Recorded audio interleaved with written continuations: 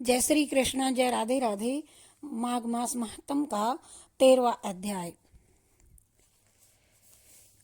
विष्णु दूत से अन्य प्रश्न पूछने की आज्ञा पाकर विकुंडल ने कहा कि हे देव, गंगाजल के समान अमृत रूपी आपके वचनों का श्रवण करके मैं कृतकृत हो गया हूँ। धर्मशास्त्रों ने सत्य ही कहा है कि सज्जनों के दर्शन मात्र से पापों और तापों का नाश हो जाता है। आपने अपनी ज्ञानपूर्ण बातों से मेरे अज्ञान और संदेह का नाश किया है, तथापि मुझे एक कष्ट से और मुक्त करने की कृपा करें। मेरे बड़े भाई को नरक से मुक्ति दिलाने का कोई उपाय बतलाने की कृपा कीजिए। विकुंडल द्वारा ऐसा आग्रह करने पर विकुंडल का भाई के प्रति अनुराग देख करके विष्णुदूत बहुत अधिक प्रभावित हुआ और विकुंडल के से दूत ने कहा कि हे मित्र, यदि तुम अपने 8वें जन्म के पुण्य अपने भाई को दान कर दो तो तुम्हारा बड़ा भाई स्वर्ग प्राप्त कर सकता है।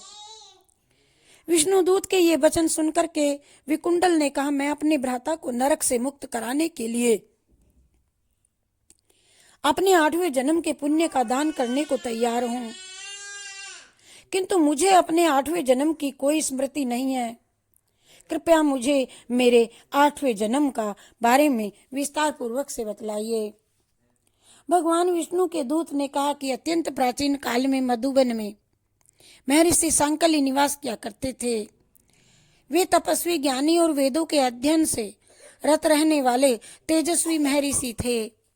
उनकी पत्नी रेवती भी सती साध्वी धार्मिक स्त्री थी।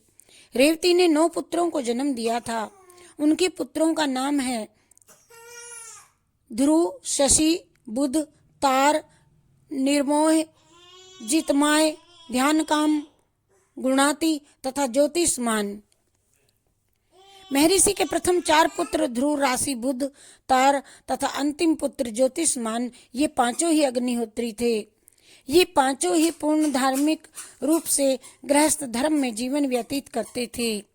महर्षि सांकली के शेष 4 पुत्र निर्मोह, जितमाय, ध्यानकाम तथा गुण आदि गृहस्थ धर्म से विरक्त पूर्ण सन्यासी थे। किसी कार्य को करने में इनकी कोई रुचि नहीं थी। ये सभी एक ही गांव में निवास करते थे, परंतु ये संग तथा परिग्रह से रहित थे। इन्होंने शिखा और यज्ञोपवीत का भी परित्याग कर दिया था। ये चारों ही स्वर्ण तथा साधारण पत्थर को एक समान समझते थे, चाहे जिस वस्तु से शरीर को आच्छादित कर लेते थे और चाहे जहां बैठ जाते थे। संध्या काल में अपने घर आकर के ये चारों ब्रह्म चिंतन में लीन हो जाया करते थे। इन्होंने निद्रा तथा क्षुधा को भी अपने अधीन कर लिया था। ये समस्त संसार को विष्णु रूप देखते थे तथा मौन रह करके भूमंडल पर विचरण किया करते थे। इन्होंने काम, क्रोध, लोभ, मोह तथा अहंकार का सभी इत्यादि को जीत करके सांसारिक भोगों को त्याग करके अपने मन सहित समस्त इंद्रियों को वश में कर रखा था। इस प्रकार ये चारों भाई पूर्णतः बीतरागी जीवन व्यतीत कर रहे थे। उस समय तुम मत्स्य देश में निवास करते थे। एक दिन मध्याह्न काल में क्षुधा तथा त्रसा से पीड़ित ये चारों योगी जन तुम्हारे यहाँ आए। अपने घर के आंगन में इन योगियों को देखकर तुमने अत्यंत गदगद होकर के कहा और फिर इनका स्वागत किया। तुमने श्रद्धा पूर्वक इनके चरण को स्पर्श करके मधुर वाणी में निवेदन किया, हे महात्मने, आपके दर्शन पा करके आज मेरा जन्म और जीवन दोनों ही सफल हो गए हैं।